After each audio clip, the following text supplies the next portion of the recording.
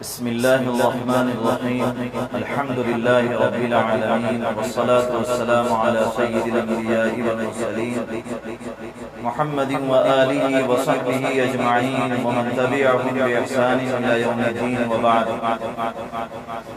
فقد قال الله تبارك وتعالى في كلامه المجيد والفرقان الحميد: أعوذ بالله من الشيطان الرجيم، بسم الله الرحمن الرحيم.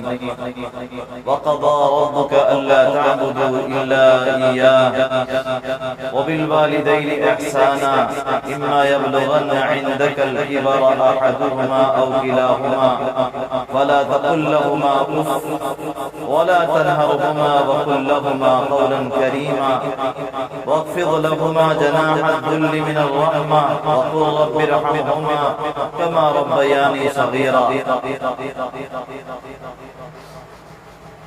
وقال النبي صلى الله عليه وسلم: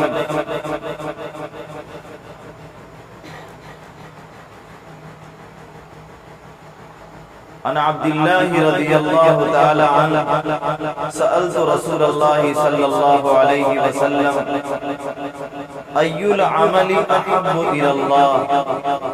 قال النبي صلى الله عليه وسلم: الصلاة لوقتها.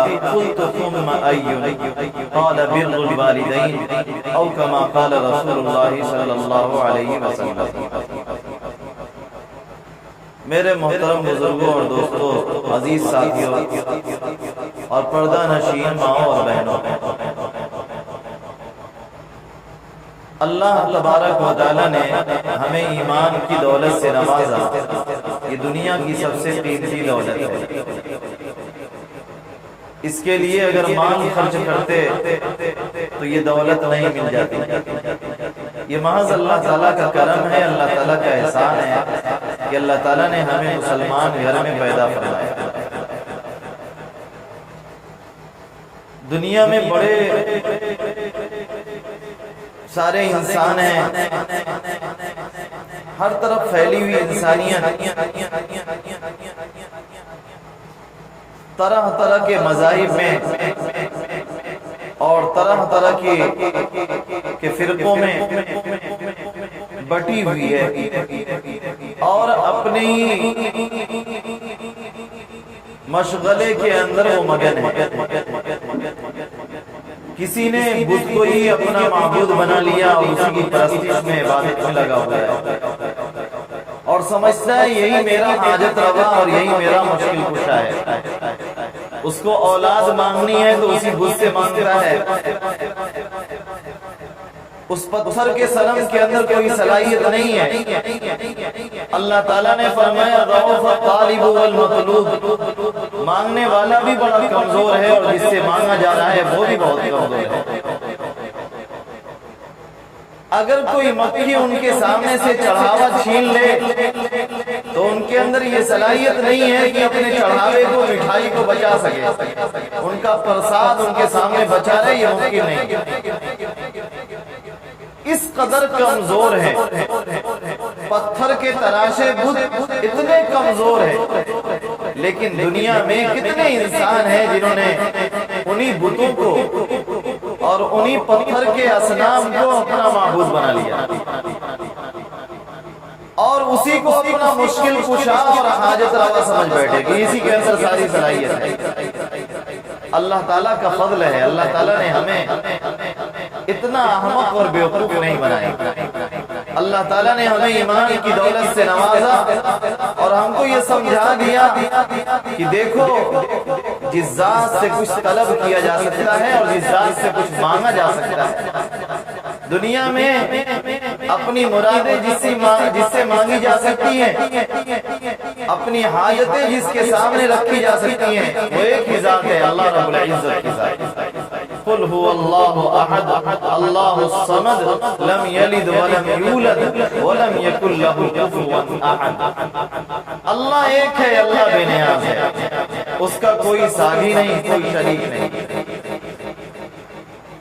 اس کا کوئی مماثل نہیں، اس کا کوئی شریک نہیں، اس کا کوئی ساتھی نہیں، بالکل اکیلا اور بالکل بے نیاز ہے۔ پوری دنیا اللہ تبارک و تعالیٰ سے رخ موڑ لے، اللہ تبارک و تعالیٰ کی خدائی میں کوئی فرق آنے والا نہیں، اور پوری دنیا اللہ تبارک و تعالیٰ کی عبادت اور پرستش میں لگ جائے، خدا کی خدائی میں کوئی اضافہ ہونے والا نہیں۔ اللہ رب العزت بے نیاز ہے، بہت بڑی قدرت اور بہت بڑی طاقت کے مالک ہیں۔ وہی زمین سے اناج پیدا کرتے ہیں، آسمان سے وہی بارش نازل کرتے ہیں، اسی ذات نے درختوں کے اندر اور لکڑیوں کے اندر جلنے کی صلاحیت رکھی ہے کہ اس کو جلایا جائے تو جل جاتی ہے۔ زمین کی تن سے وہی پانی نکالنے والے ہیں، آسمان سے بارش نازل ہوتی ہے اور زمین کی رگوں کے اندر بارش کے قطرات اور بارش کا پانی پھیل جاتا ہے۔ اندر اللہ تبارک و تعالیٰ نے ریفائننگ سسٹم رکھا ہے، پورا پانی زمین کے نیچے زمین کی شریانوں اور رگوں میں ریفائن ہو جاتا ہے، کلین ہو جاتا ہے، اور پھر ہم اس کو اس کے ذریعے سے بورنگ کر کے نکالتے ہیں، کوئی ہینڈ پائپ کے ذریعے سے نکالتے ہیں۔ یہ صرف اور صرف اللہ تبارک و تعالیٰ کی قدرت ہے۔ یہ کائنات کا نظام چلانے والا اور پوری کائنات کو بنانے والا صرف اللہ ہے۔ اللہ اکیلا، اللہ کسی کا محتاج نہیں، پوری انسانیت اللہ تبارک و تعالیٰ کی محتاج ہے۔ اللہ تعالیٰ نے فرمایا یا ایھا الناس انتم الفقراء، اے لوگو، اے سارے انسانوں، تم سب محتاج ہو۔ ہم سب اللہ تبارک و تعالیٰ کے محتاج ہیں، اور اللہ رب العزت کسی کا محتاج نہیں۔ ایک واقعہ مجھے یاد آیا، مدینہ طیبہ میں جناب نبی کریم صلی اللہ علیہ وسلم کے زمانے میں شروع دور میں کتنے مشکل حالات تھے۔ کھانے کے لیے انتظام نہیں ہوتا تھا، فاقے پہ فاقے ہوا کرتے تھے۔ آج اس قدر خوشحالی ہے کہ ہمیں ان حالات کا تصور بھی نہیں ہو سکتا کہ اللہ کے نبی صلی اللہ علیہ وسلم نے کتنے مشکل حالات سے وقت گزارا ہے، اور صحابہ کرام رضوان اللہ علیہم اجمعین کے حالات کس قدر مشکل تھے۔ ایک صحابی رضی اللہ تعالیٰ عنہ پہ 3 دن سے فاقہ ہو رہا تھا، کھانے کا کوئی انتظام نہیں تھا، بہت پریشان ہوئے۔ 3 دن گزر چکا ہے، پورے 3 دن تک کسی کو ایک دانہ میسر نہ ہو، کھانے کا کوئی انتظام نہ ہو، کتنا دشوار ہوگا، کتنا مشکل ہوگا۔ ہم ایک دن کا روزہ رکھتے ہیں 15-16 گھنٹے کا، وہ روزہ ہم سے برداشت نہیں ہو پاتا۔ شام کو سب کا منہ لٹک جاتا ہے، گردن جھک جاتی ہے، قدموں کے اندر اضمحلال آ جاتا ہے، اور انسان کا چہرہ اتر جاتا ہے۔ بڑی بڑی مشکل سے روزے پورے ہوتے ہیں۔ 3 دن تک کسی کو ایک لقمہ میسر نہ ہو، کیسے برداشت کرے گا؟ بہت مشکل ہے۔ اللہ کے نبی صلی اللہ علیہ وسلم کے ارادے سے اپنے گھر سے نکلے کہ سرکار دو عالم صلی اللہ علیہ وسلم کی خدمت میں چلوں گا، اور اللہ کے نبی صلی اللہ علیہ وسلم سے درخواست کروں گا، یا رسول اللہ کچھ کھانے کا انتظام فرما دیجیے۔ ابھی مدینہ کی گلیوں میں پہنچے ہیں تو منادی جو ہے قرآن کی آیت پڑھ رہا تھا، وَمَا مِن دَابَّةٍ فِي الْأَرْضِ إِلَّا عَلَى اللَّهِ رِزْقُهَا۔ روئے زمین پر چلنے والے جتنے جانور ہیں ان سب کی روزی اللہ تعالیٰ کے ذمہ ہے۔ رزاق اللہ ہے، کھلانے والے اللہ ہیں، اللہ تعالیٰ کے سوا کوئی رزاق نہیں ہے، رزاق صرف اللہ ہے۔ میں نہیں کہہ رہا ہوں، قرآن کہہ رہا ہے ان اللہ هو الرزاق۔ حسر کے ذریعے سے اللہ تبارک و تعالیٰ نے قرآن میں بیان کیا ان اللہ هو الرزاق، بے شک اللہ ہی روزی دینے والا ہے، اللہ کے سوا کوئی روزی دینے والا نہیں۔ صحابی رضی اللہ تعالیٰ عنہ کہتے ہیں کہ جب جو ہے اللہ ہی روزی دینے والا ہے تو پھر میں جناب نبی کریم صلی اللہ علیہ وسلم سے کیوں درخواست کرتا؟ میں گھر چلتا ہوں، اللہ روزی دینے والا ہے تو روزی میرے گھر ضرور بھیجے گا۔ توقع توکل تھا، اللہ تعالیٰ پہ بھروسہ، اور اللہ پہ بھروسہ ہو تو اللہ کے لیے کچھ مشکل نہیں ہے، وہ گھر بیٹھے کھلا سکتے ہیں۔ حدیث سے فرمایا گیا تغدو الطیور فی ماسا وتروح بطانا، کہ پرندے اپنے گھونسلوں سے، آشیانوں سے صبح کو خالی پیٹ نکلتے ہیں اور شام کو پیٹ بھر کر واپس آتے کہ نہیں؟ ان کا کوئی بیوپار ہے، کوئی بزنس ہے، کوئی کاروبار ہے، کوئی انہوں نے فیکٹری لگا رکھی ہے، کہیں انہوں نے ہوٹل کھول رکھا ہے کہ وہاں پر ہوٹل پہ جائیں اور کھا لیں۔ اللہ تبارک و تعالیٰ نے ان کا رزق پھیلا دیا، وہ اپنے گھونسلوں سے نکلتے ہیں اور شام کو پیٹ بھر کر واپس آتے ہیں، اور ان کے چھوٹے چھوٹے چوزے اپنے والدین کا انتظار کرتے ہیں کہ ہمارے ماں باپ شام کو لوٹیں گے تو ہمارے لیے بھی کھانے کا انتظام کر کے آئیں گے۔ وہ اپنی چونچ کے اندر اور اپنے پنجوں کے اندر ان چھوٹے چھوٹے چوزوں کے لیے بھی کھانے کا نظم کر کے لے کے پہنچتے ہیں اور ان کو بھی کھلاتے ہیں۔ وہ صحابی رضی اللہ تعالیٰ عنہ کہنے لگے جب اللہ ہی رزاق ہے، اللہ ہی کھلانے والا ہے، تو میں اللہ سے مانگوں گا، اللہ مجھے ضرور عطا فرمائے گا۔ گھر واپس گئے اور گھر پہنچے تو اللہ تعالیٰ نے ان کے توکل کے مطابق انتظام فرما دیا۔ دو فرشتے جنتی خان کے اندر، بہترین دسترخوان کے اندر کھانا لے کر پہنچے اور بیٹھ کر کے انہوں نے سحر ہو کر کھایا، خوب کھایا۔ اللہ کے نبی صلی اللہ علیہ وسلم کے پاس اس کے بعد حاضر ہوئے، کہنے لگے یا رسول اللہ صلی اللہ علیہ وسلم، میں آپ کے ارادے سے نکلا تھا، مجھے 3 دن کا فاقہ ہو رہا تھا، میں سوچا کہ آپ کی خدمت میں چلوں اور آپ سے درخواست کروں کہ میرے لیے کھانے کا کچھ نظم فرما دے، لیکن میں نے قرآن کی آیت سنی تو میں نے کہا جب کھلانے والا اللہ تعالیٰ ہے تو پھر میں چلوں اللہ ہی سے مانگ لیتا ہوں۔ اور گھر پہنچا تو اللہ تبارک و تعالیٰ نے فرشتوں کے اپنے بندوں کو بھیجا، میرے لیے بہترین کھانا ملا، اللہ کی قسم دنیا میں اتنا لذیذ کھانا میں نے کبھی نہیں کھایا، اس قدر لذیذ کھانا میں نے کبھی نہیں کھایا۔ جناب نبی کریم صلی اللہ علیہ وسلم نے فرمایا اللہ کے فرشتے تھے جو تیرے لیے جنتی خان لے کر اترے تھے، جنت سے اللہ تبارک و تعالیٰ نے تیرے لیے دسترخوان اتارا، کھانے کا انتظام فرمایا۔ تو اللہ پر بھروسہ ہو تو اللہ تعالیٰ اس طرح کھلاتے ہیں، اللہ پر بھروسہ ہو تو اللہ تبارک و تعالیٰ اس طرح کھلاتے ہیں، اور بھروسہ نہ ہو تو انسان کے پاس سب کچھ پڑا ہوا ہے لیکن کھا نہیں سکتا، ایک دانہ حلق کے نیچے نہیں اتر سکتا۔ اللہ تعالیٰ چاہیں گے تبھی ہمارے لیے کھانا میسر ہوگا، نہیں چاہیں گے تو کھانا رہتے ہوئے بھی ہم نہیں کھا سکتے۔ دنیا کا ایک پرندہ اللہ کی مرضی کے بغیر نہیں چل سکتا ہے، پرندہ فضاؤں میں پرواز کرتا ہے، اس میں بھی اللہ کی مشیت اور اللہ کی مرضی شامل ہے۔ حد تو یہ ہے قرآن نے کہا وَمَا تَشَاءُونَ إِلَّا أَن يَشَاءَ اللَّهُ رَبُّ الْعَالَمِينَ، تم نہیں چاہتے مگر جب رب العالمین چاہے۔ جب اللہ تعالیٰ چاہتے ہیں، رب العالمین چاہتے ہیں، جب ہی انسان ارادہ کرتا ہے۔ اللہ کی مشیت شامل حال نہ ہو تو انسان ارادہ نہیں کر سکتا۔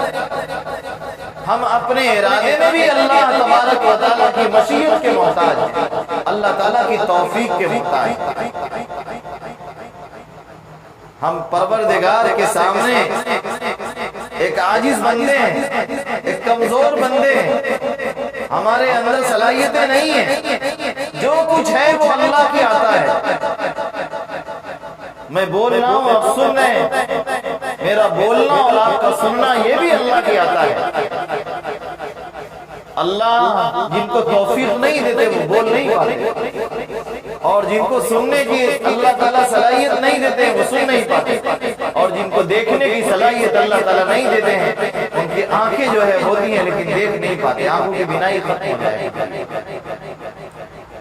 اللہ رب العزت مالک ہے، خالق ہے، قادر مطلق ہے، پوری کائنات کے اندر انہی کا نظام چلتا ہے، ان کے سوا کسی اور کا نظام نہیں چلتا۔ اس پروردگار نے ہم کو ایمان کی دولت سے نوازا، یقیناً یہ اسی کا کرم ہے، یقیناً یہ اسی کا کرم ہے۔ ورنہ انسان کہاں کہاں بھٹک رہا ہے اور کہاں کہاں پھسل رہا ہے، کسی پہ مخفی نہیں ہے۔ آپ کے پاس آنکھیں ہیں تو جا کر دیکھ لیجئے، انسان کوئی درخت کی پوجا کر رہا ہے، کوئی پیپل کا درخت پا گیا تو اسی کو اپنا معبود بنا لیا، اسی کے سامنے سر جھکا لیا۔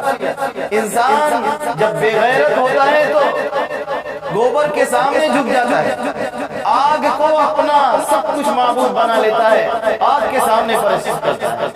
کوئی سورج اور چاند کو اپنا خدا بنا لیتا ہے، سورج اور چاند کو پوج رہا ہے۔ اور دنیا میں ایسی قومیں ہیں، زرتشت ایک قوم گزری جن کی جو آگ کی پوجا کیا کرتی ہے، مجوسی جن کو کہا جاتا ہے، وہ آگ کی پوجا کرتے ہیں۔ کسی نے فرشتوں کو اپنا معبود بنا لیا اور کہا فرشتے اللہ کی بیٹیاں ہیں، فرشتوں کو اپنا معبود بنایا۔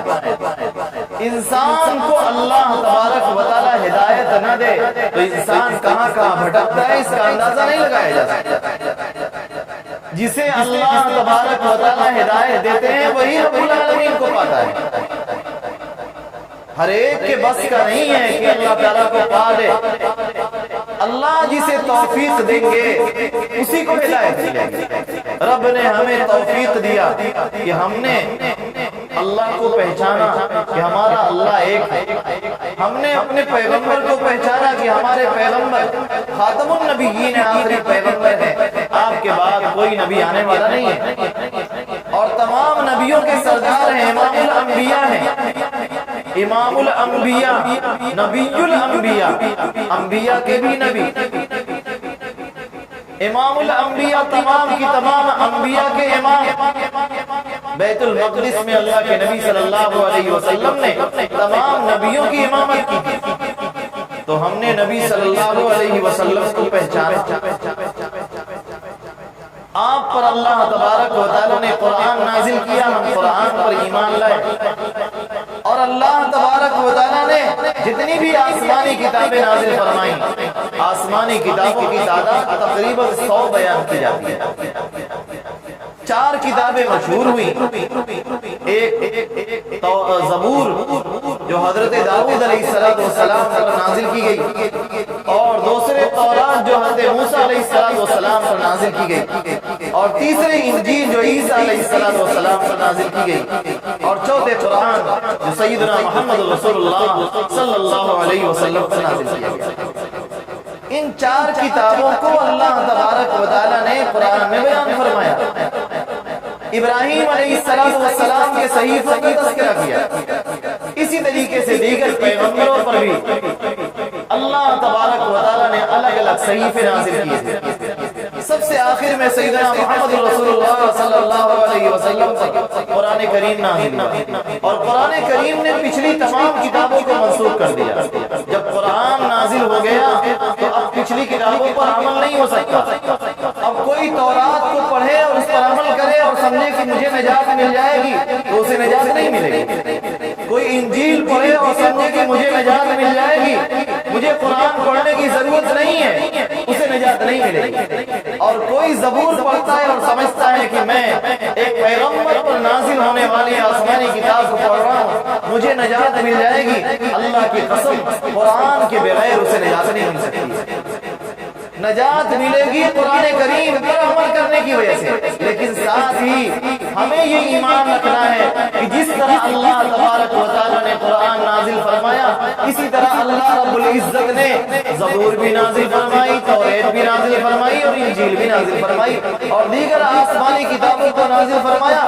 میں تمام آسمانی کتابوں پر ایمان رکھتا ہوں، یہ ہے ایمان۔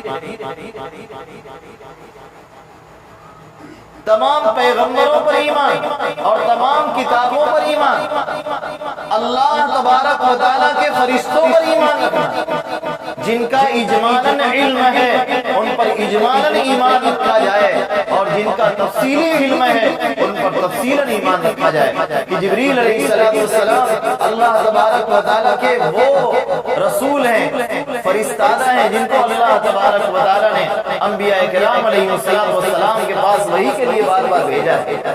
جناب نبی کریم صلی اللہ علیہ وسلم کے پاس قرآن کی آیات بار بار لے کر اترتے تھے، اسی طرح دیگر پیغمبروں کے پاس جبریل امین وحی لے کر اترا کرتے تھے، ان کا کام ہی تھا وحی کو پہنچانا، لیکن ساتھ ہی ساتھ کبھی کبھی اللہ تبارک و تعالیٰ کچھ خاص مشن اور کچھ خاص مہم پر بھی جبریل امین کو لگا دیا کرتے تھے۔ جبریل امین کی ایک مہم یہ بھی تھی کہ کسی قوم پر عذاب بھیجنا ہے، اللہ تعالیٰ کا حکم ہو گیا تو جبریل امین عذاب لے کر بھی اتر جائے گا۔ نبی کریم صلی اللہ علیہ وسلم نے مشرکین کے ساتھ جہاد کیا، اللہ کے نبی صلی اللہ علیہ وسلم کے ساتھ غزوہ بدر اور غزوہ احد میں جبریل امین تشریف لائے۔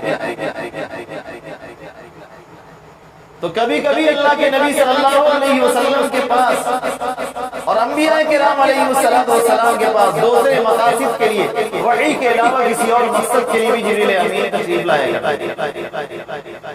لیلۃ القدر میں، شب قدر میں، رمضان کے مہینے میں جبریل امین فرشتوں کے جھرمٹ کے اندر آتے ہیں، اور جو ذاکرین ہوتے ہیں اللہ تعالیٰ کو یاد کرنے والے، اللہ تعالیٰ سب گزار لوگ ان کو اگر سلام کہتے ہیں، ان سے مصافحہ کرتے ہیں، ان کو سلام کرتے ہیں، ان کے لیے دعائے رحمت کرتے ہیں۔ تو جبریل امین کے بہت سارے کام ہیں، جن کاموں کا ہمیں علم ہے اور ہمارے پاک پیغمبر سیدنا محمد رسول اللہ صلی اللہ علیہ وسلم نے بیان فرمایا، ہم اس پر ایمان رکھتے ہیں۔ میکائیل مشہور فرشتے ہیں، اللہ تبارک و تعالیٰ نے ان کو بارش کے لیے جو ہے مکلف کر رکھا ہے، بارش زمین پر اتارنا ان کی ذمہ داری ہے، اللہ تعالیٰ نے انہیں اس کا مکلف کیا ہے، اس کی یہ ذمہ داری دی ہے۔ بارش کا ہر قطرہ جو زمین پر اترتا ہے اس کے ساتھ اللہ تعالیٰ کے فرشتے بھی اترتے ہیں زمین پر، اسی لیے بارش کو اللہ تعالیٰ کی رحمت کہا جاتا ہے۔ آپ نے کبھی غور نہیں کیا کیا ذرا سا کبھی بارش ہو رہی ہو، آج کل روزانہ بارش ہوتی ہے، کل ہو جائے تو کل جو ہے ذرا دیکھیے گا، جس روز بارش ہو تو ذرا دیکھیے کہ بارش کے قطرات جو اوپر سے گرتے ہیں کیا آپس میں ٹکراتے ہیں؟ سب سیدھے سیدھے زمین پر آتے ہیں، وہ قطرات مل کر نہیں گرتے ہیں، سب الگ الگ گرتے ہیں، اور کس قدر اوپر سے بلندی سے آ رہے ہیں اللہ ہی بہتر جانتے ہیں کہاں سے آ رہے ہیں، اور اللہ تبارک و تعالیٰ نے جہاں ارادہ کر رکھا ہے وہیں جو ہے بارش ہوتی ہے۔ مبارک پور کے کسی محلے میں پتہ چلا کٹرے میں ہو رہی ہے، پورا دلہن میں نہیں ہو رہی ہے، اور کبھی ایسا ہوا کہ پورا دلہن میں ہوئی، کٹرے میں نہیں۔ یہ اللہ تبارک و تعالیٰ کی مشیت ہے، یہ اللہ تعالیٰ کا نظام ہے۔ اسرافیل اور اسرافیل جو ہے سور پھونکنے کے لیے سور لے کر کھڑے ہیں، جب قیامت قائم ہونے ہوگی اللہ تبارک و تعالیٰ کا حکم ہوگا، سور پھونکیں گے، قیامت قائم ہو جائے گی، آسمان و زمین سب شکست و ریت سے دوچار ہو جائیں گے، یہ ستارے سیارے سب ختم ہو جائیں گے، سورج اور چاند کا نام و نشان مٹ جائے گا، پہاڑ روئی کے گانوں کی طرف اڑتے پھریں گے، پوری دنیا کا نظام ختم ہو جائے گا، دنیا ختم ہو جائے گی، انسان کا وجود ختم ہو جائے گا، اور دوسری مرتبہ سور پھونکیں گے تو ساری انسانیت، سارے انسان اپنی اپنی قبروں سے دوبارہ زندہ ہو کر کے باہر نکل رہے ہیں۔ یہ نظام اللہ تبارک و تعالیٰ نے اسرافیل علیہ السلام کے ذمہ رکھا ہے، اور ایک ہے اسرائیل جن کو آپ ملک الموت کہتے ہیں، ان کا کام ہے بندوں کی روح قبض کرنا۔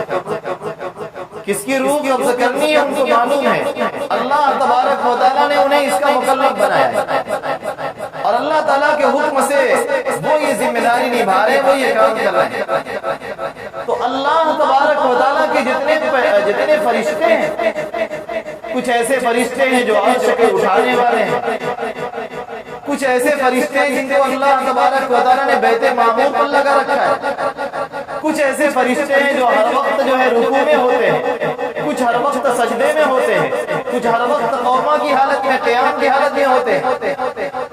تو جن کو جس حالت پر اللہ تبارک و تعالیٰ نے لگا دیا اسی حالت پر معمور ہے، اسی حالت پر لگے ہیں۔ لا يعصون اللہ ما امرهم ويفعلون ما يؤمرون، اللہ تعالیٰ نے جو حکم ہمیں دیا اس کی نافرمانی نہیں کرتے، جس چیز کا حکم ملا اس کو بجا لاتے ہیں، جس کو اللہ تبارک و تعالیٰ نے جو حکم دیا اس کو پورا کرنا فرشتے کی ذمہ داری ہے۔ فرشتے کی مجال نہیں کہ اللہ کی نافرمانی کرے، نافرمانی تو انسان کیا کرتا ہے۔ فرشتہ اللہ تبارک و تعالیٰ کی نافرمانی نہیں کر سکتا، اس کی استطاعت اور قدرت ہی میں نہیں ہے کہ اللہ تعالیٰ کی نافرمانی کرے۔ اللہ تبارک و تعالیٰ نے فرشتوں کا ایک پورا جال بچھایا ہے، حفظہ فرشتے ہیں، کرامن کاتبین ہیں، منکر نکیر ہیں، حفظہ تمام بندوں کی حفاظت پر مامور فرشتے ہیں۔ آپ کے ساتھ فرشتوں کا ایک پورا نظام ہے جو آپ کی حفاظت پر مامور ہے۔ پتہ چلا ایک زور کا پتھر آ کر لگا لیکن آنکھ ذرا سی بچ گئی، آنکھ پر لگ جاتی تو آنکھ ہی چلی جاتی۔ اللہ تعالیٰ نے کچھ اس طرح کا نظام بنا رکھا ہے۔ دوسرے منزلہ چھت پر سے اوپر سے بچہ گر گیا نیچے، ماشاءاللہ زندہ سلامت رہ گیا، کچھ بھی نہیں ہوا۔ یہ اللہ تبارک و تعالیٰ کی طرف سے حفاظت کا انتظام ہے۔ اللہ تعالیٰ کے جتنے فرشتے ہیں ان تمام فرشتوں پر بھی ایمان رکھنا ہے، اور اچھی اور بری تقدیر پر بھی ایمان رکھنا ہے۔ تقدیر بھی حق ہے، انسان کے مقدر میں اللہ تعالیٰ نے جو لکھا ہے وہ ہو کر رہے گا۔ اگر مقدر میں لکھا ہے کہ انسان جنتی بنے گا، نیک اعمال کرے گا، جنت میں جائے گا، تو انسان جنتی بن جائے گا، نیک اعمال کرے گا، نیک بنے گا، جنت میں داخل ہوگا۔ اور اللہ تبارک و تعالیٰ نے کسی کے مقدر میں لکھ رکھا ہے کہ برے اعمال کرے گا، جہنم میں جائے گا، ایمان کی توفیق اسے نہیں ملے گی، تو اس کے مقدر میں وہی ہے، اس کو ایمان کی توفیق نہیں ملے گی اور اسی حال میں دنیا سے چلا جائے گا۔ اللہ تبارک و تعالیٰ نے اچھی اور بری تقدیر بنائی ہے، اچھی اور بری تقدیر پر بھی ایمان رکھنا ضروری ہے۔ اگر کوئی تقدیر کا منکر ہو تو مومن نہیں ہو سکتا ہے۔ تقدیر کا انکار جائز نہیں ہے۔ تقدیر کی دو قسمیں ہیں، تقدیر معلق ہے اور تقدیر مبرم ہے۔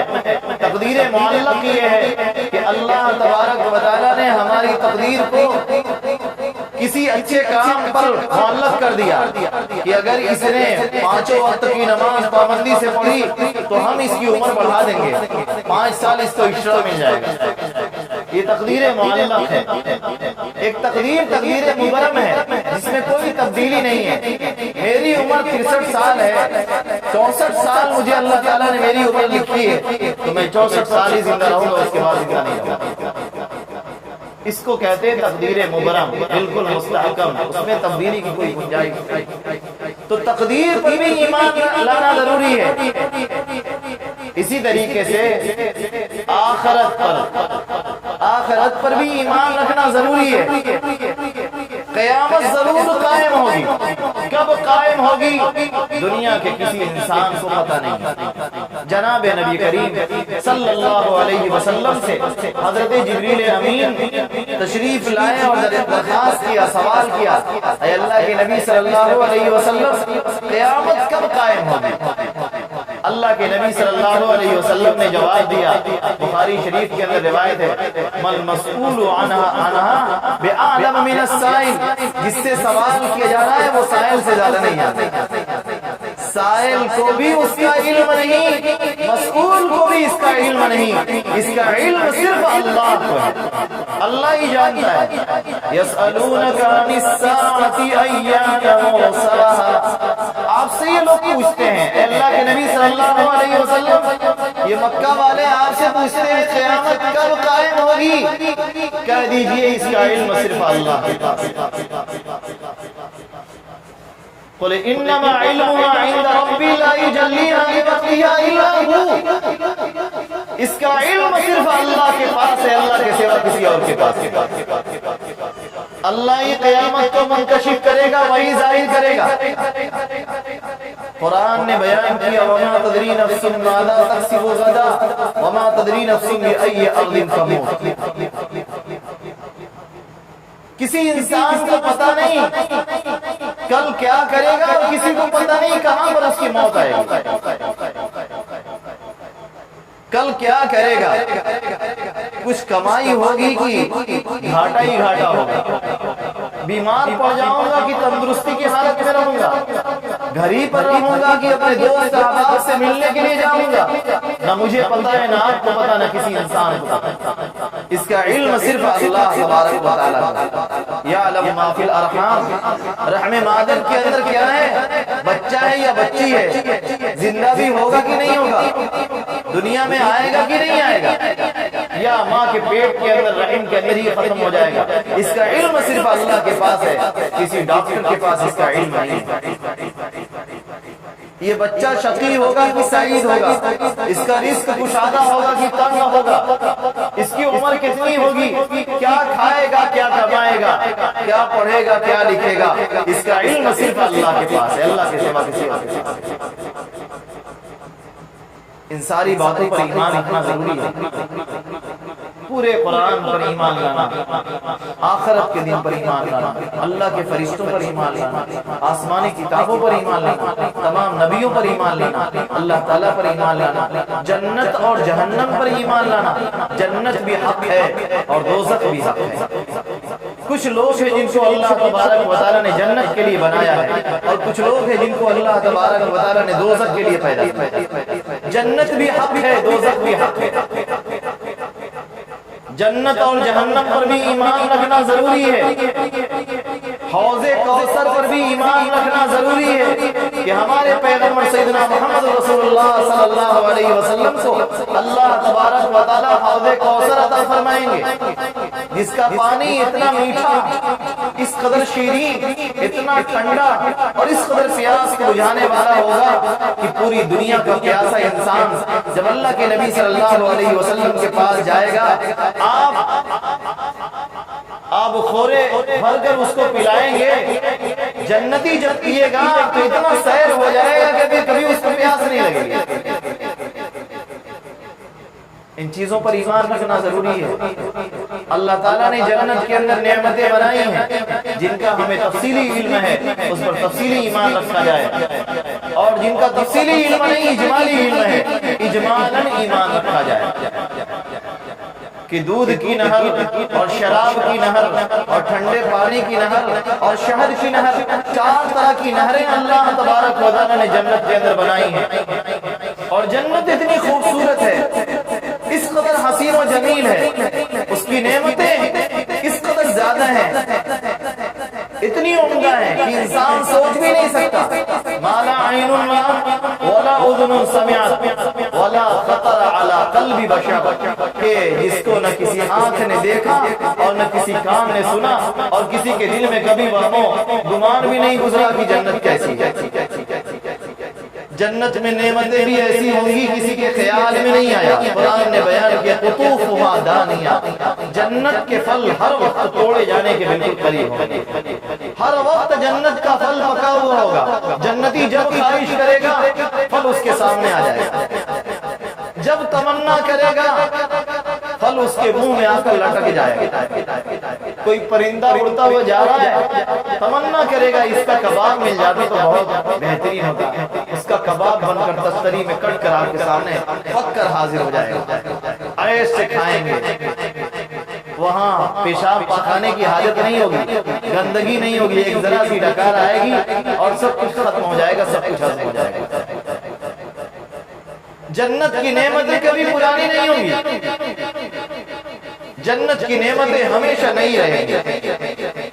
آپ بہت قیمتی لباس لے کر آئیے، 1 لاکھ روپے کی ساڑی لے کر آئیے اور اپنے گھر میں پہنائیے، ایک ساڑی، ایک سوٹ 1 لاکھ روپے کا،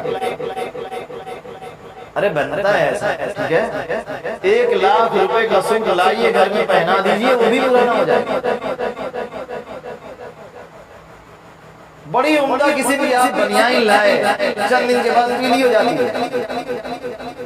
ادھی کا کپڑا لائے، بہت بہترین شہزادے کی پرنس کی آپ نے ادھی لے لی، یا اور کوئی بڑھیا والی بھی لئی ہوا، چند مہینے کے اندر وہ بھی بوسیدہ ہو جائے گا۔ دنیا کے اندر، آخرت کے اندر بوسیدگی ہے ہی نہیں، آخرت کے اندر کپڑے پرانے نہیں ہوں گے، پھٹیں گے نہیں، آخرت کی کی نعمتیں ہمیشہ نہیں رہیں گی. جنتی ہمیشہ جوان ہوگا, کبھی بوڑھا نہیں ہوگا. 40 سال کی عمر ہوگی اور ہمیشہ اسی عمر کا, اور جردن مردن, چہرے پر داڑھی نہیں ہوگی. دنیا میں داڑھی رکھنا پڑے گا, اس لیے کہ ہمارے پاک پیغمبر سیدنا محمد رسول اللہ صلی اللہ علیہ وسلم نے دنیا میں داڑھی رکھی ہے, اس لیے ہمیں بھی داڑھی رکھنی ہے. اللہ کے نبی صلی اللہ علیہ وسلم کی سنت ہے, سنت ہی نہیں بلکہ واجب ہے. سنت ہی نہیں بلکہ واجب ہے. حدیث میں فرمایا گیا اوفوا الشواری واعفوا اللحى, کہ اپنی مونچھ کو کترو اور داڑھی کو چھوڑو, داڑھی کو بڑھاؤ. ہم لوگ الٹا کرتے, مونچھ رکھیے اور داڑھی کو روزانہ جو ہے ہضم کر دیں. یہ نبی کریم صلی اللہ علیہ وسلم کی سنت نہیں ہے.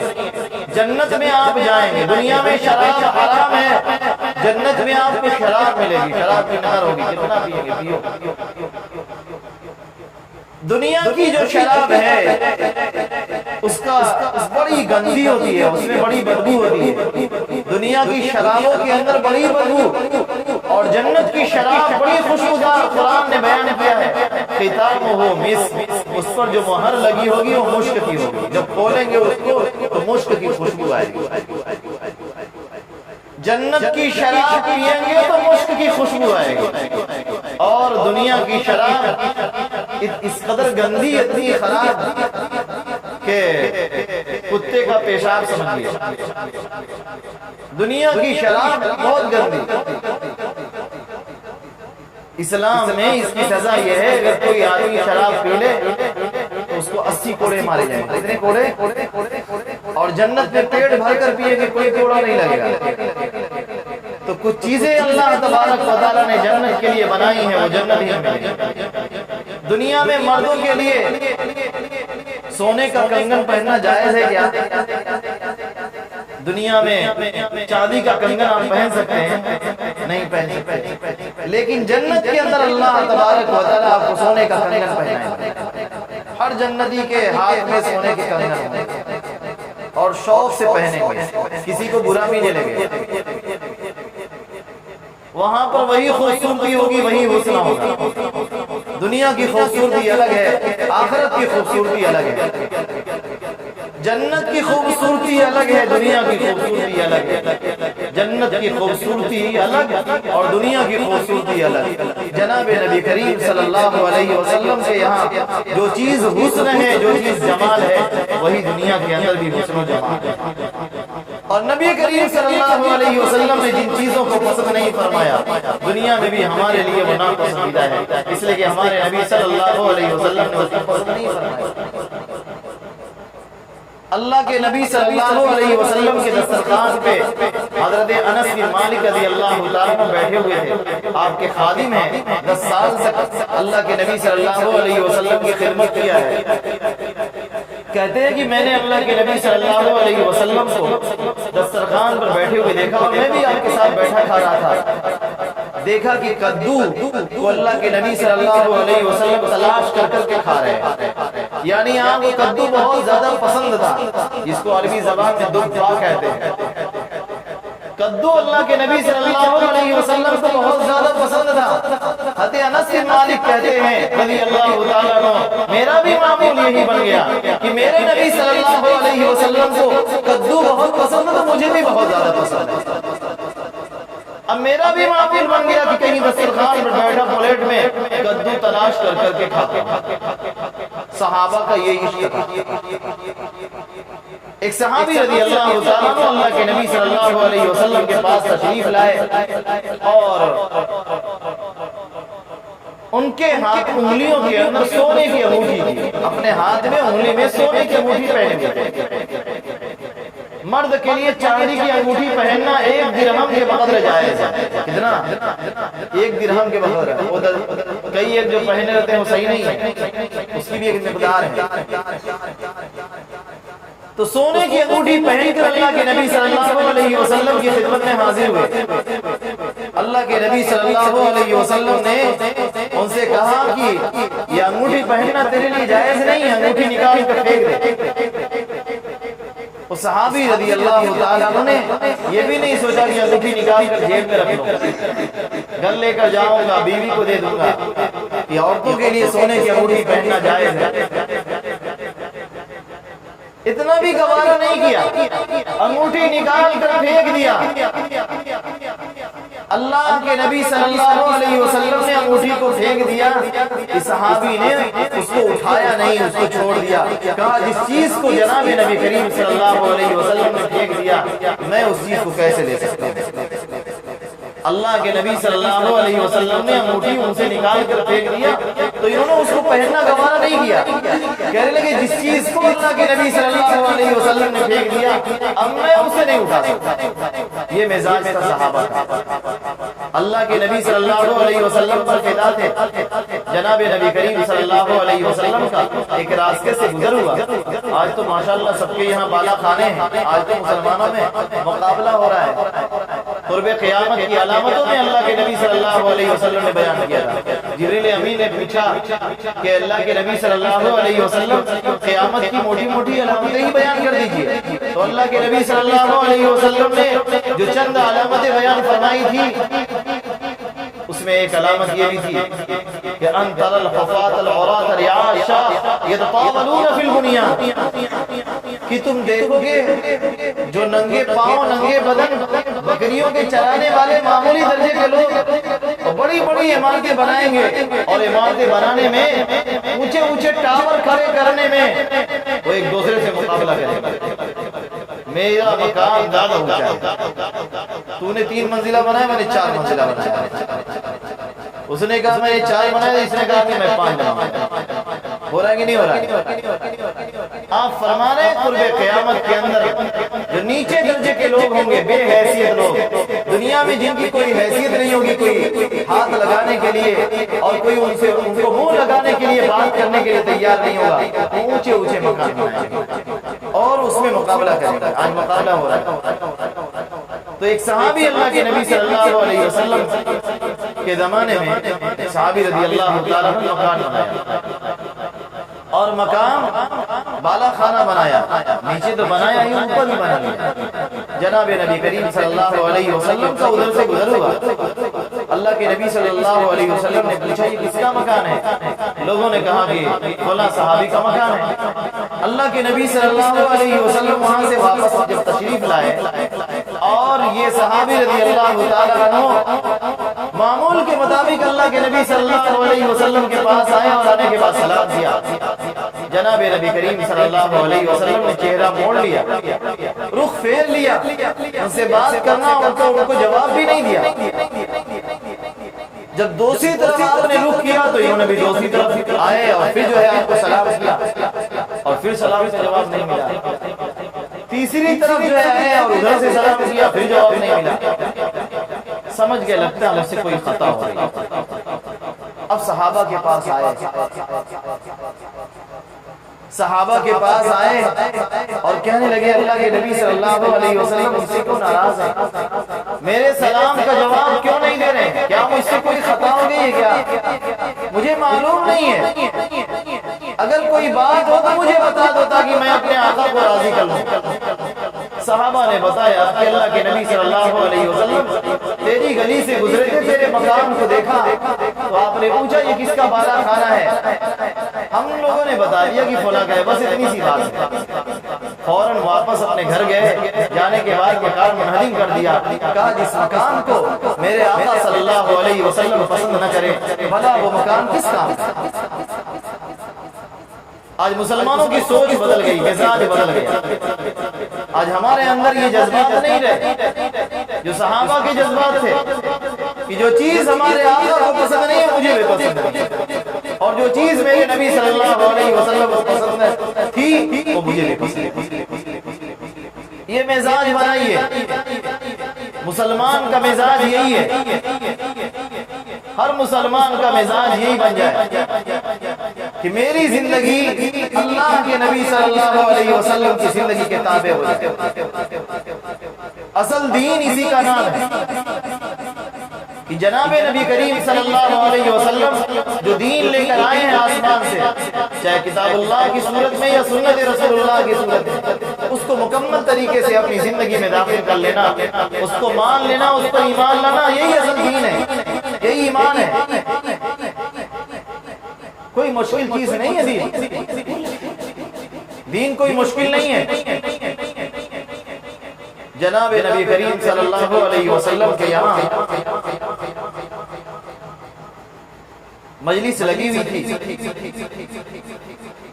آپ نے صحابہ سے فرمایا ابھی ایک شخص آئے گا جو جنتی ہے. مسجد میں ایک صاحب داخل ہوئے مسجد نبوی میں. آپ کو آ کر سلام عرض کیا اور آ کر پاس بیٹھ گئے. دوسرے دن پھر اللہ کے نبی صلی اللہ علیہ وسلم نے پھر یہ جملہ ارشاد فرمایا ابھی یہاں پر ایک شخص داخل ہوگا جو جنتی ہوگا. دیکھا کہ پھر وہی صاحب ہے اور تیسرے دن پھر یہی بات ہوئی پھر وہی صاحب ہے. حضرت عبداللہ ابن عمرو بن عاص رضی اللہ تعالیٰ عنہ صحابی ہیں. ان کو جستجو ہوئی آخر ان کے اندر کمال کیا ہے. دیکھنے میں تو آدمی سادہ سا ہمارا جیسا دکھ رہا ہے لیکن دنیا ہی میں اللہ کے نبی صلی اللہ علیہ وسلم انہیں جنت کی بشارت دے رہے ہیں. تو کمال ہوگا. چلیں ان کا راز معلوم کرتے ہیں کیا ان کے اندر کمال ہے. اللہ کے نبی صلی اللہ علیہ وسلم انہیں جنتی کیوں کہہ رہے ہیں. اب چلے ان کے ساتھ ساتھ اور راستے میں یہ کہا میرے بھائی سلام کیا اور کہنے لگے میرے بھائی میں جو ہے آپ کے گھر پہ مہمان رہنا چاہتا ہوں. میرے باپ نے مجھ کو گھر سے نکال دیا ہے رہنے کا انتظام نہیں تم اپنے گھر پہ مجھے ٹھہرا لو. کہا اچھی بات ہے چلو. گئے ان کے یہاں مہمان بن گئے اور جا کر ان کے ساتھ میں کھایا پیا. رات بھر دیکھتے رہے جاگتے رہے. رات بھر وہ شخص صحابی جو ہے سوتے رہے. یہ سمجھ رہے تھے کہ رات بھر عبادت کرتے ہوں گے یہ تو رات بھر پڑے سو رہے ہیں. بس اتنا تھا جب کبھی کروٹ بدلتے اللہ کا نام لے لیتے پھر پڑے سوئے رہتے. اسی طریقے سے پوری رات گزر گئی. ایک دن دو دن اسی حال میں گزرا. کچھ خاص عمل معلوم نہیں ہوا. اس کے بعد جب مایوس ہو گئے کہنے لگے میرے بھائی میرے والد مجھ پر ناراض نہیں ہے نا. میرے والد نے مجھ کو گھر سے نکالا ہے. در حقیقت اللہ کے نبی صلی اللہ علیہ وسلم نے تمہارے بارے میں جنتی ہونے کی بشارت دی تھی. اس لیے میری تمنا ہوئی کہ میں اس شخص کو دیکھوں اس کے اعمال کو پرکھوں اس کے اعمال کیا ہیں. کیوں اللہ کے نبی صلی اللہ علیہ وسلم اسے دنیا میں جنتی ہونے کی بشارت دے رہے. کبھی ہمارے اندر بھی جذبہ پیدا ہوا کہ آؤ ذرا دیکھ لیں کہ کون سے اعمال ہیں جو جنت میں داخل کرنے والے ہیں. کون سا عمل کرنے کی وجہ سے میں جنت میں داخل ہو جاؤں گا. کبھی ہم نے جاننے کی کوشش کیا کیا مسلمان کو پتا ہے کون سے اعمال ہیں جو اسے جنت میں لے کر جائیں گے. اور آج کا مسلمان یہ سیکھنے کی کوشش کر رہا ہے اور سیکھ گیا تو کیا اپنی زندگی میں لانے کی کوشش کر رہا ہے. دوسروں کے غریبات میں جھانکنا دوسروں کی مذمت کرنا دوسروں کی برائیاں بیان کرنا اور دوسروں کو برا بھلا کہنا دوسروں سے حسد کرنا بغض رکھنا عناد رکھنا یہی آج کے مسلمانوں کی شان ہے. یہی آج کے مسلمانوں کے جینے کا طریقہ ہے. اللہ کے نبی صلی اللہ علیہ وسلم کے جاننے والے ماننے والے اور نبی کریم صلی اللہ علیہ وسلم پر فدا ہونے والے صحابہ عاشق ذات تھے دیوانے تھے. نبی صلی اللہ علیہ وسلم کے ایک ایک ادا پر قربان ہونے والے ان صحابہ کی شان نہیں تھی جو آج ہماری شان. ان کا یہ طور طریقہ نہیں تھا چاہے ہم دعوے لمبے لمبے ٹھوک لیں ان کا یہ طریقہ نہیں تھا. وہ تو بڑی سادی زندگی گزارتے تھے. آج آئے تو شاید ہمیں پہچان بھی نہ سکے. اللہ اکبر کبیرہ. بڑی اونچی شان والے تھے. بہرحال کہنے لگے میرے بھائی میرے والد نے مجھے گھر سے نہیں نکالا بس میں وہ عمل دیکھنا چاہ رہا تھا کون سا عمل تم کرتے ہو کہ تم جنت میں جاؤ. میں بھی وہ عمل سیکھنا چاہتا ہوں. کہنے لگے میرے بھائی کوئی خاص عمل تو نہیں تم نے دیکھ لیا. میں رات بھر سوتا رہا صبح ہوئی نماز فجر کے لیے گیا اور وقت پہ نماز پڑھ لیتا ہوں کوئی خاص عمل تو میرا نہیں ہے. ان کو بڑا تعجب ہوا اور گویا اس کے عمل کو حیثیت نہیں دیا.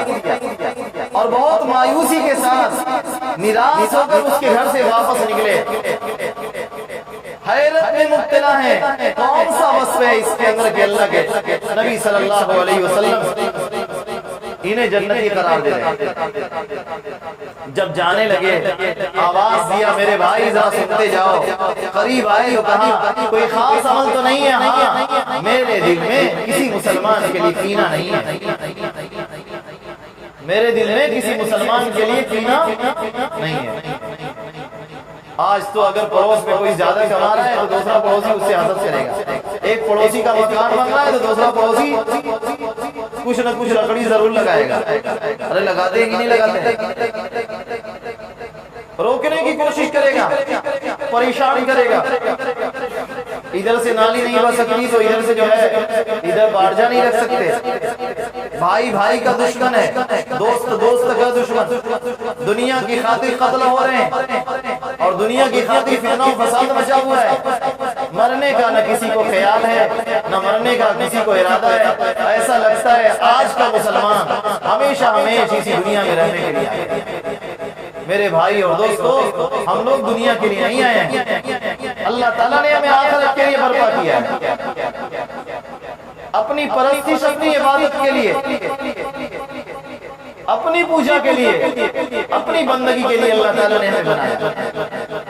دنیا تو چند روزہ گزر جائے گی، جناب نبی کریم صلی اللہ علیہ وسلم نے فرمایا میری امت کی عمر 60-70 سال کے درمیان ہوگی، اسی 60-70 سال کے لیے ہم لوگ مر رہے ہیں، ہاں لڑ رہے ہیں، آپس میں کٹ رہے ہیں، ایک دوسرے سے حسد کر رہے ہیں، جل رہے ہیں، ہر آدمی کا دشمن بنا بیٹھا ہے۔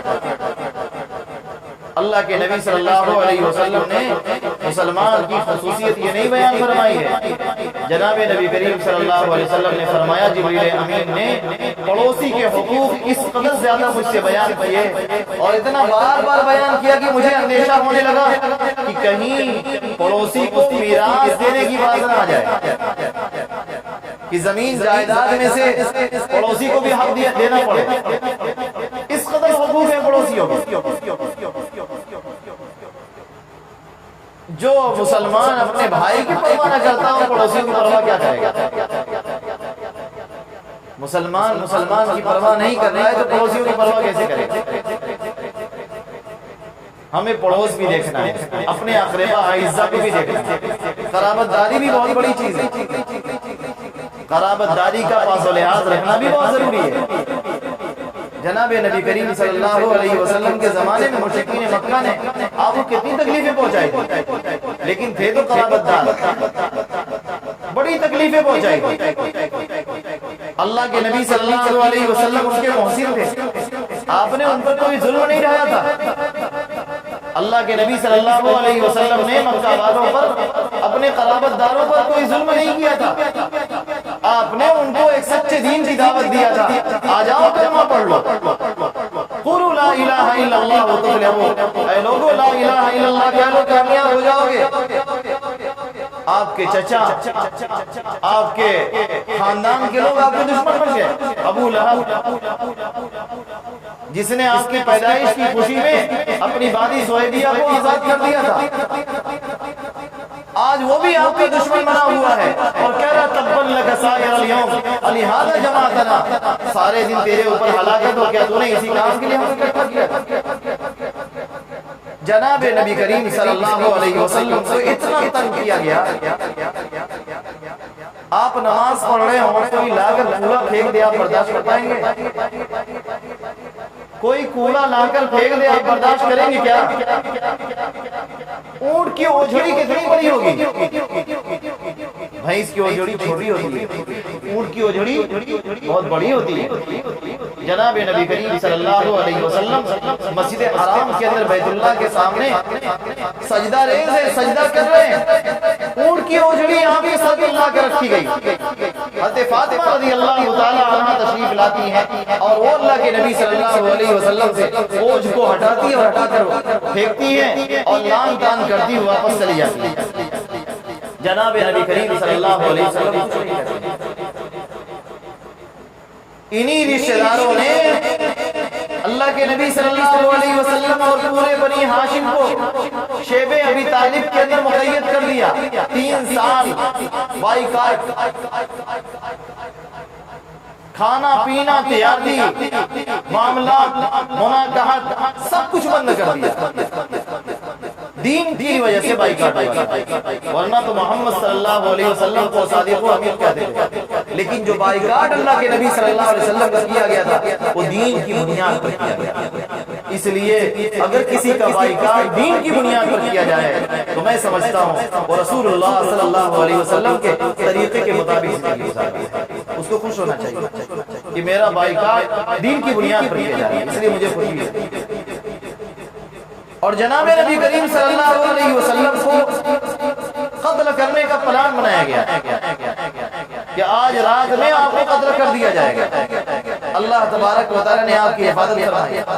آپ ہجرت کے لیے نکلے، مدینہ طیبہ تشریف لے گئے، اور ایک زمانہ وہ آیا سن 8 ہجری میں مکہ فتح ہوا. شوال سن 8 ہجری میں مکہ فتح ہوا، اور مکہ فتح کرنے کے بعد اللہ کے نبی صلی اللہ علیہ وسلم چاہتے تو پورے مکہ والوں کو کیا کرتے؟ قتل کر دیتے. قتل کا ارادہ فرماتے، پورے مکہ کے اندر خون کی ندیاں بہہ جاتی. لیکن جناب نبی کریم صلی اللہ علیہ وسلم نے فرمایا لا تثریب علیکم اليوم انتم الطلقاء، آج تم پر کوئی داروگیر نہیں، تم سب آزاد ہو، تم سب کو رہا کیا جا رہا ہے. اتنا ہی نہیں، اللہ کے نبی صلی اللہ علیہ وسلم نے فرمایا اگر آج کوئی ابو سفیان کے گھر میں داخل ہو جائے تو معمون ہے. جانتے ہیں ابو سفیان کون ہے؟ اس وقت تو مسلمان ہو گئے تھے، لیکن جب مسلمان نہیں تھے تو جناب نبی کریم صلی اللہ علیہ وسلم کو ابو جہل ملعون کے دنیا سے جانے کے بعد سب سے زیادہ اگر کسی کوئی ستانے والا تھا ابو سفیان تھے.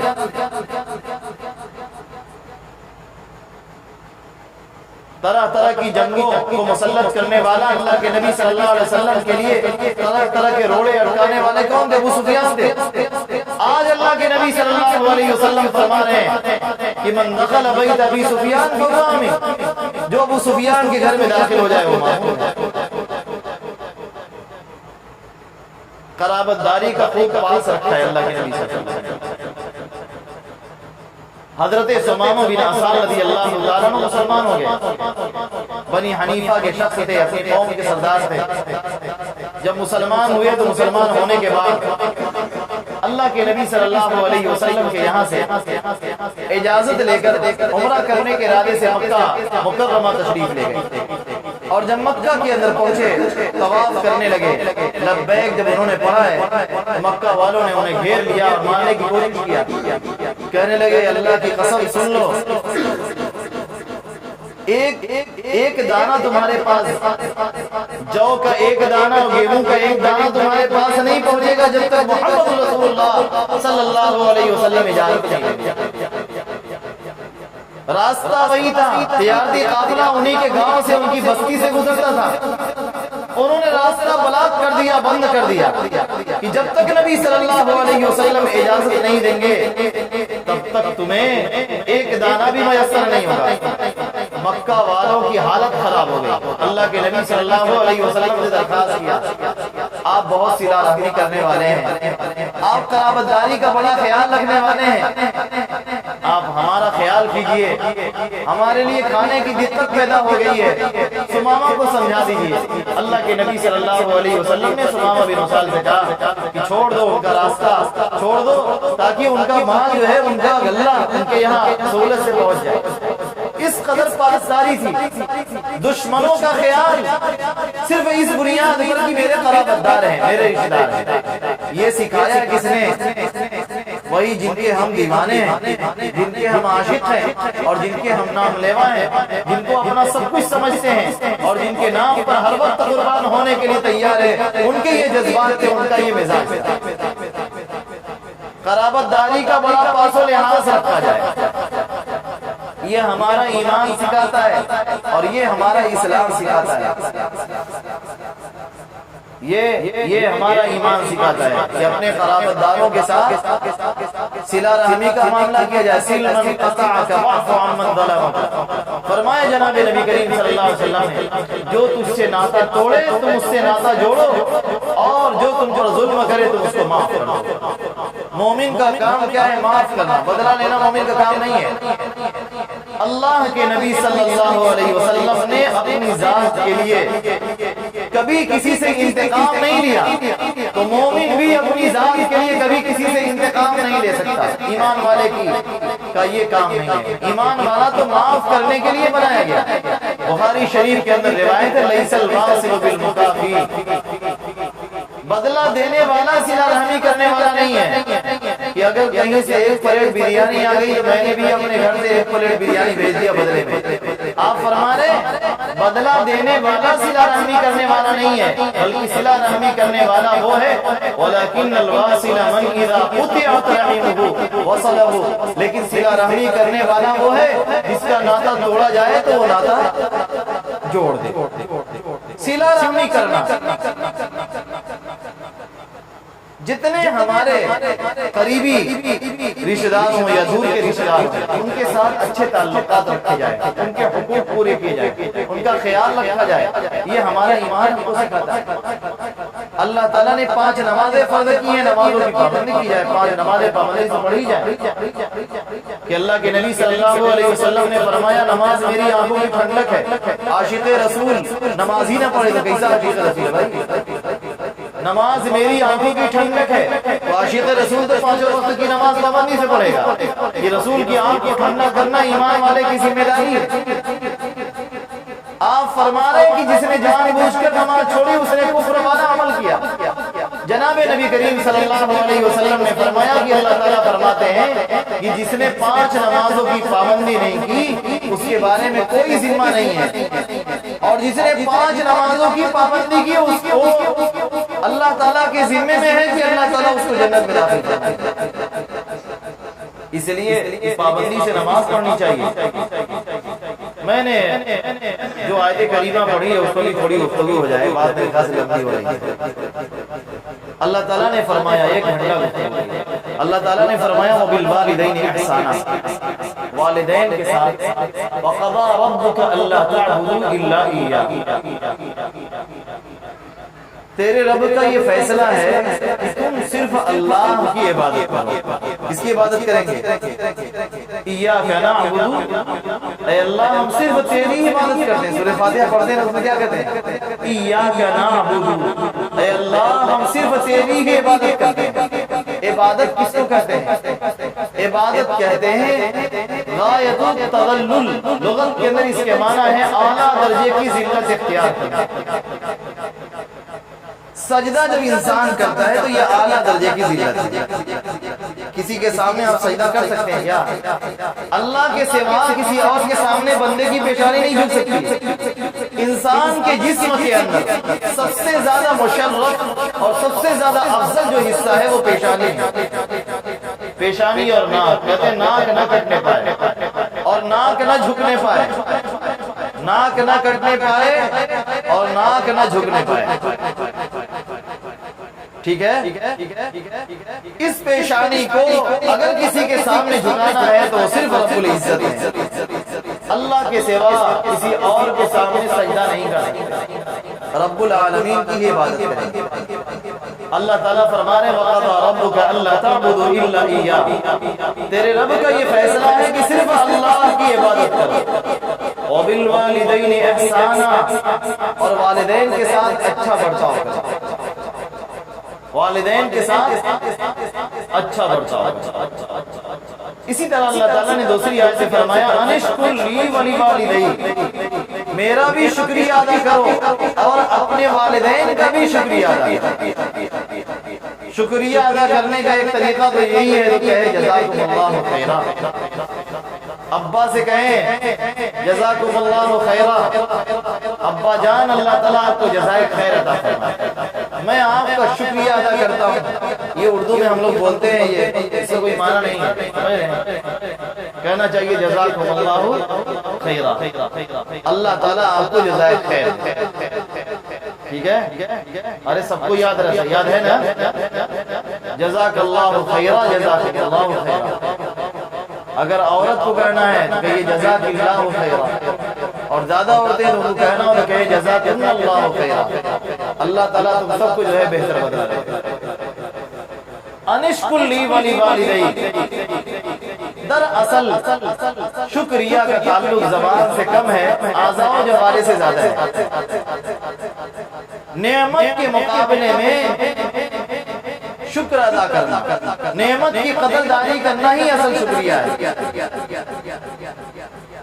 اللہ تعالیٰ قرآن میں فرماتے ہیں وَقَلِيلٌ مِّنْ عِبَادِيَ الشَّكُورُ، میرے بہت کم بندے شکر گزار ہیں، یعنی میں نے جو ان کو نعمتیں دی ہیں ان نعمتوں کی قدر کرنے والے بندے بہت کم ہیں۔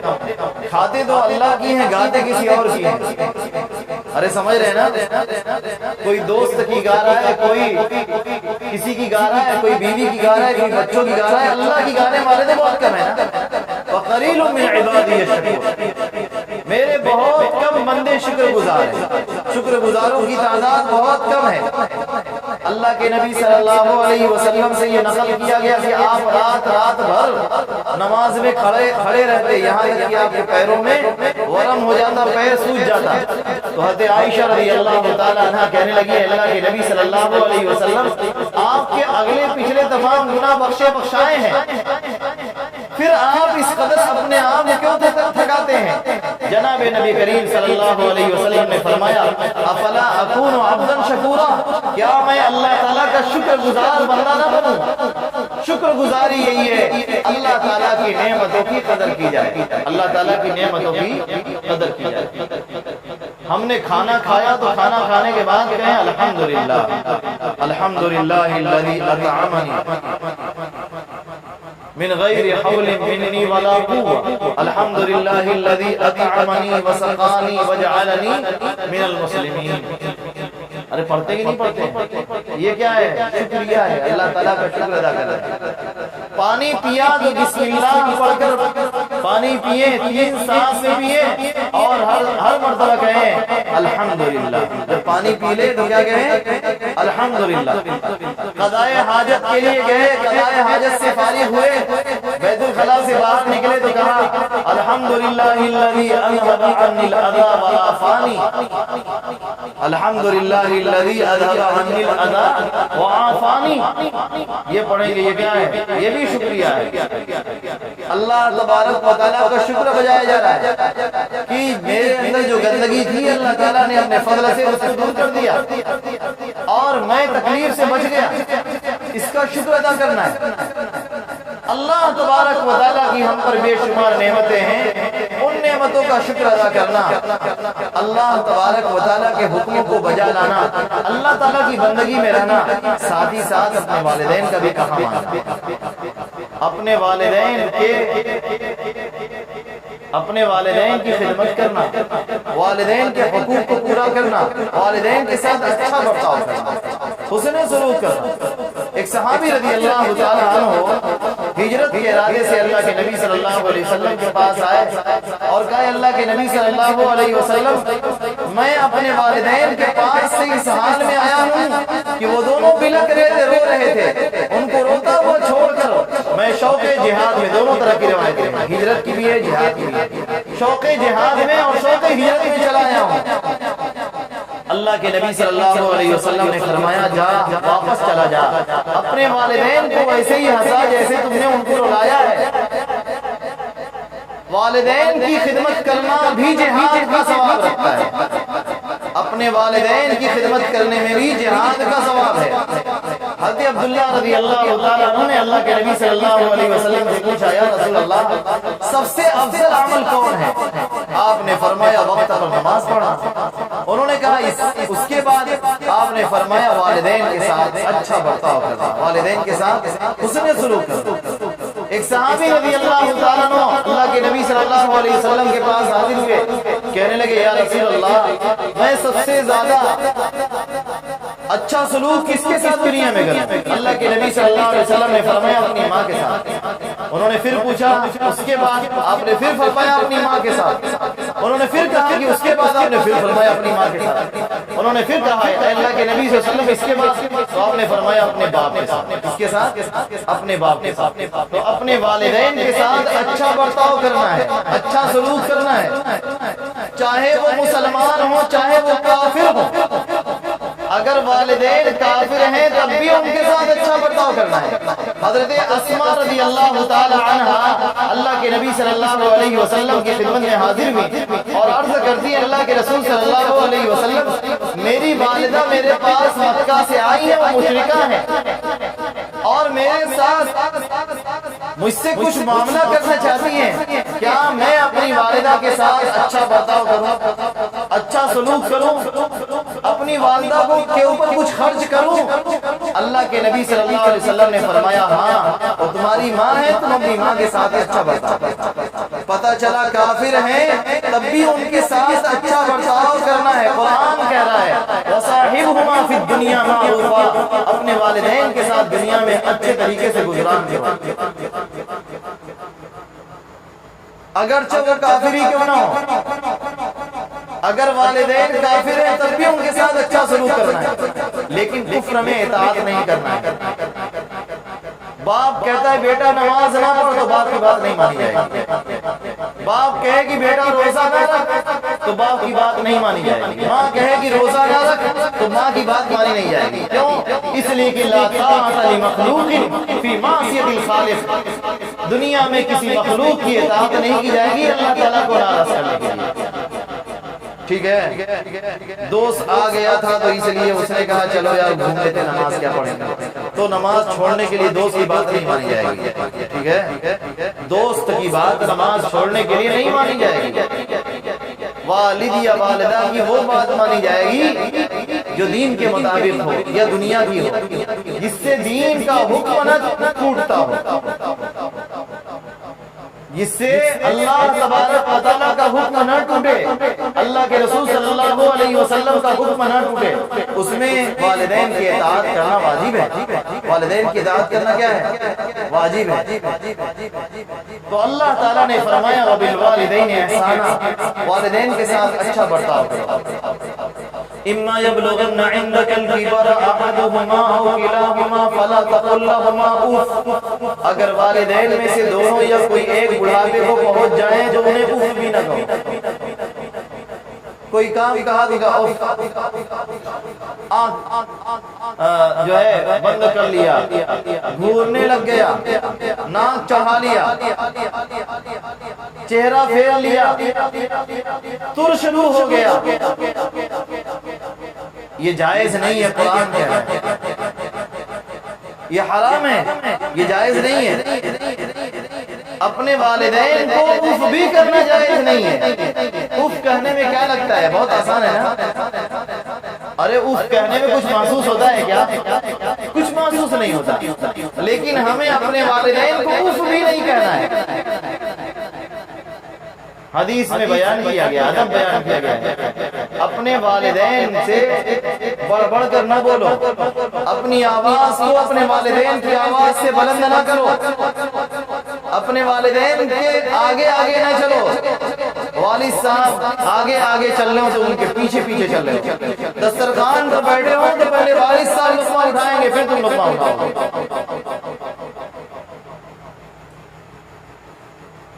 آج تو لڑکے ذرا سا جوان ہوئے، شادی ہو گئی تو اب بیوی سب کچھ ہو جاتی ہے، والدین کی کوئی حیثیت نہیں. ایک صحابی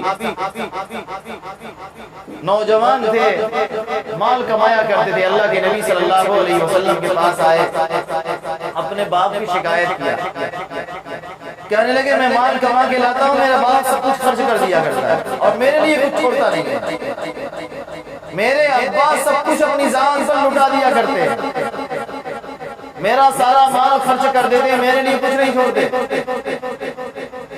اللہ کے نبی صلی اللہ علیہ وسلم نے ان کے ابا کو بلایا، والد صاحب تشریف لائے. ابھی وہ اللہ کے نبی صلی اللہ علیہ وسلم کی خدمت میں حاضر نہیں ہوئے.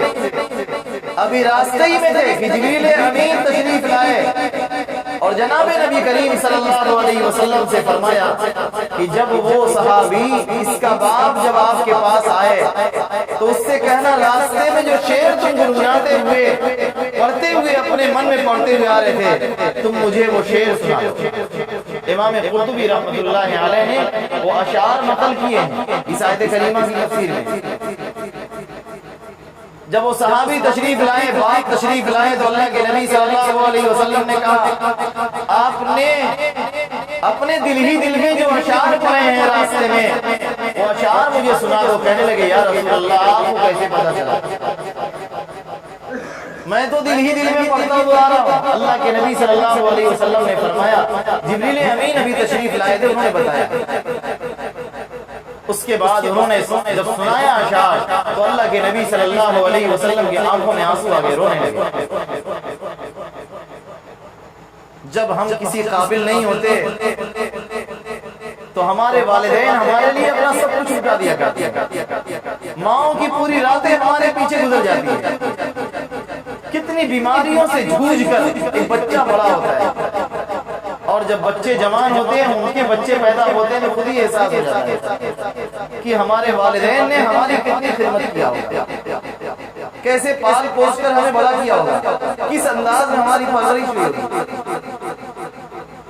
ماں خود جو ہے گیلے کپڑے پر سوتی ہے اور بچے کو سوکھے کپڑے پر سلاتی ہے۔ بچہ ذرا سا جو ہے رات میں روتا ہے، اس کے بولنے کی آواز آتی ہے ماں کی، آپ فوراً کھل جاتی ہے۔ بچہ ذرا پریشان ہوا، کسی ضرورت کا اظہار کیا، باپ بے چین ہو جاتا ہے، کیسے میں اپنے بیٹے کی ضرورت پوری کروں۔ اور جب بیٹا کسی قابل ہوا کمانے لگا تو کہتا ہے کہ میرے باپ میرا سب کچھ اپنے اوپر لٹا دیتے، میرے لیے کچھ چھوڑتے ہی نہیں۔ ابا میں آپ کے ساتھ نہیں رہوں گا، اس کو الگ کر دیجیے۔ ہو رہا ہے کہ نہیں ہو رہا ہے؟ ابا اب نہیں پائے گی، اب ایک دم نہیں پائے گا، پانی سر سے اونچا چلا گیا۔ یہ نہیں پتا کہ تیرے جو ہے پیدا ہونے میں اور اس کے بعد تیرے بڑھنے میں اور تیرے جوان ہونے میں باپ کے اوپر کتنا پانی چڑھا ہوگا، کتنی مشقتیں اور کتنی پریشانیاں برداشت کرتے ہیں والدین، وہ والدین ہی سمجھتے ہیں۔ والد اور والدہ دنیا کے وہ بے لوث خادم ہیں جو اپنی خدمت کے کوئی صلہ نہیں چاہتے، اور کوئی بیٹا کبھی ان کا صلہ ادا بھی نہیں کرتا۔ اپنے والدین کا کوئی بدلہ نہیں چکا سکتا ہے، ماں کے چھاتی سے نکلنے والے ایک قطرہ دودھ کا کوئی بدلہ نہیں چکا سکتا۔ وَبِالْوَالِدَيْنِ إِحْسَانًا، والدین کے ساتھ اچھا برتاؤ۔ تو وہ صحابی نے اشعار سنایا تو جناب نبی کریم صلی اللہ علیہ وسلم کی آنکھوں سے آنسو جاری ہو گئے۔ اس کے بعد اللہ کے نبی صلی اللہ علیہ وسلم نے بیٹے سے کہا انت ومالک لابیک، تو اور تیرا مال سب تیرے باپ کا ہے، تو بھی تیرے باپ کا ہے اور تیرا مال بھی تیرے باپ کا ہے۔ تیرے باپ کو پورا اختیار ہے، جتنا چاہے تیرا مال لے لے۔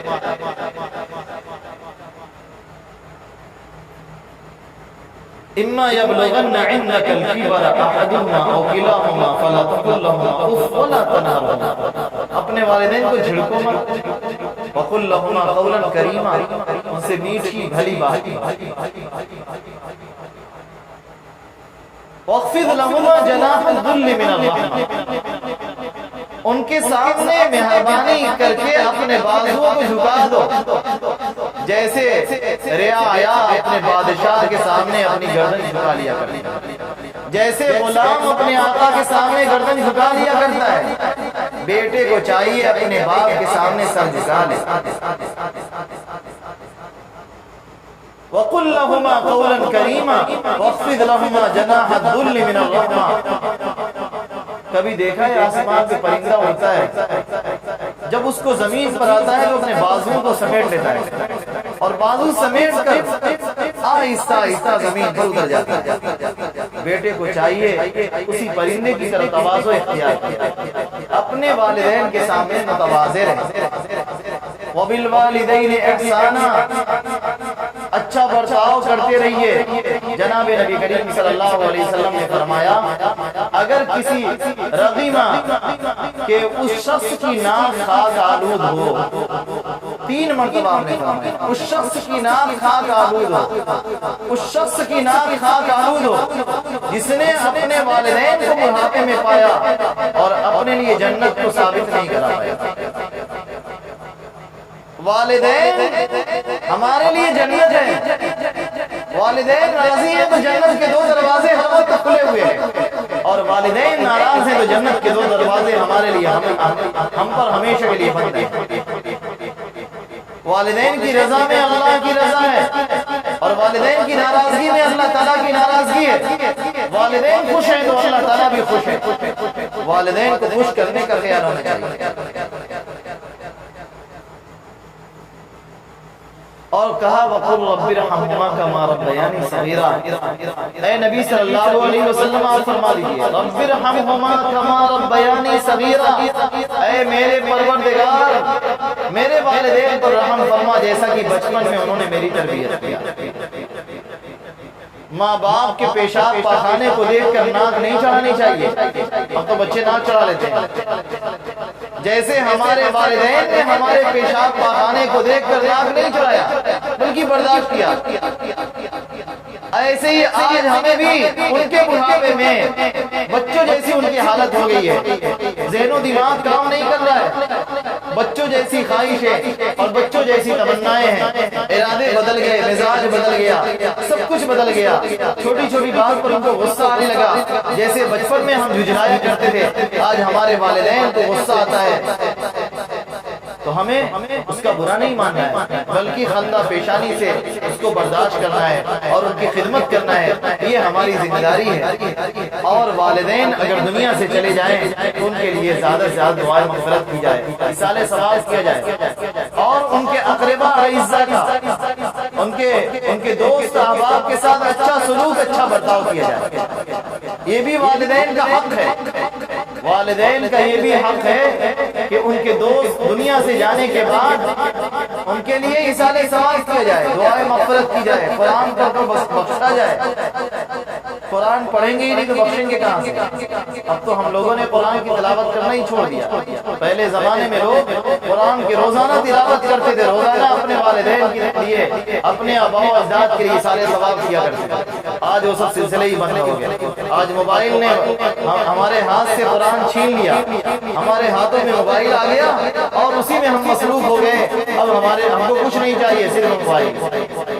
نہ والدین یاد ہیں، نہ نانا نانی، نہ دادا دادی، نہ چچا چچی، کوئی یاد نہیں ہے، سب کو ہم نے فراموش کر دیا۔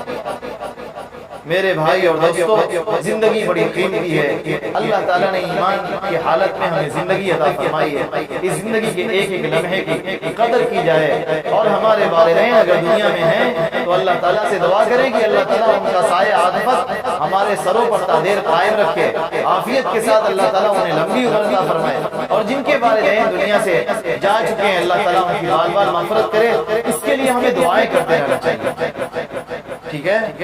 اور ان کی جو تمنا ہو، جو خواہش ہو، اس کو پورا کرنے کی کوشش کریں، ان کے اقربا اعزا کے ساتھ اچھا سلوک اچھا برتاؤ کریں، یہی ایک بیٹے کی ذمہ داری ہے۔ فرمایا جناب نبی کریم صلی اللہ علیہ وسلم نے کہ جب انسان مر جاتا ہے تو اس کے سارے اعمال منقطع ہو جاتے ہیں، لیکن 3 چیزیں کہ مرنے کے بعد بھی اس کا فائدہ ملتا ہے۔ ایک علم جو چھوڑ کر گیا جس سے لوگ نفع اٹھا رہے، علم نافع، تو مرنے کے بعد بھی اس کو مرنے والے کو فائدہ ملے گا۔ اور دوسری چیز فرمائی کہ صدقۃ جاریہ، کوئی صدقہ جاریہ کر دیا، اپنے والدین کے لیے مسجد بنا دیا، والدین کے لیے مسجد بنا دیا،